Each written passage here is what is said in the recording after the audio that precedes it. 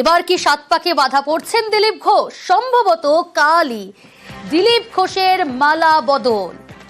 আগামী কালই বিয়ে করতে চলেছেন সম্ভবত দিলীপ ঘোষ। আমার সঙ্গে রয়েছে প্রতিনিধি সুস্মিতা। সুস্মিতা, তাহলে কাল কি বিয়ে করছেন দিলীপ ঘোষ, কি জানা যাচ্ছে? দেখো প্রিয়াঙ্কা, তুমি যে সম্ভাবনার কথা বলছো, সেই সম্ভাবনা যে একেবারে সত্যি হতে চলেছে এটুকু এই মুহূর্তে বা এই সময় দাঁড়িয়ে বলাই যায়।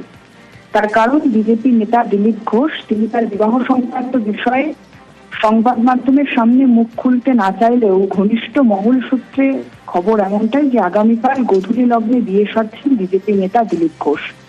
প্রাক্তন বিজেপি সভাপতি তিনি আগামীকাল গোধূলি লগ্নে রেজিস্ট্রির মাধ্যমে আইনি বিবাহ সারছেন এবং ইতিমধ্যেই দিলীপ ঘোষের মা পুষ্পলতা দেবী তিনি পৌঁছে গেছেন। সুস্মিতা, মহিলার পরিচয় সম্পর্কে কি জানা যাচ্ছে? পাত্রীর পরিচয় কি জানা যাচ্ছে?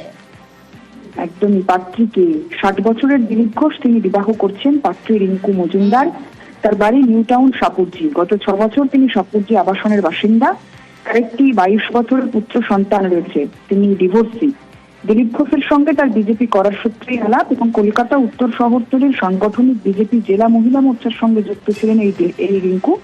এবং দিলীপ ঘোষের ঘনিষ্ঠ মহল সূত্রে এমনটাই খবর যে মায়ের পীড়াপিড়িতেই বিয়ে করছেন দিলীপ ঘোষ এবং দিলীপ ঘোষের যিনি তার সঙ্গে বিয়ে হতে চলেছে রিঙ্কু মজুমদার, তিনি সালস্টেকের এক তথ্য প্রযুক্তি সেন্টারে কাজ করেন এবং দিলীপ ঘোষের ঘনিষ্ঠ মহল সূত্রে দাবি করা হচ্ছে যে মা দিলীপ ঘোষকে বলেছেন যে দিলীপ ঘোষের মা না থাকলে এই ছন্নছাড়া জীবনে বাঁধন দেবে কে।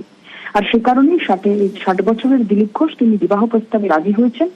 আগামীকাল গোধূলি লগ্নে দুই বাড়ির একেবারে ঘনিষ্ঠ যারা সদস্য রয়েছেন রিঙ্কু মজুমদার এবং দিলীপ ঘোষের অত্যন্ত কাছের যারা মানুষ পরিবারের সদস্য, তাদের উপস্থিতিতে রেজিস্ট্রি হতে চলেছে দিলীপ ঘোষের নিউ টাউন। কাল যদি বিয়ে হয়, সুস্মিতার সঙ্গে থাকো, আগামী কালই দিলীপ ঘোষের মালা বদল সম্ভবত এবং পাত্রী বিজেপির মহিলা মোর্চার নেত্রী রিঙ্কু মজুমদার।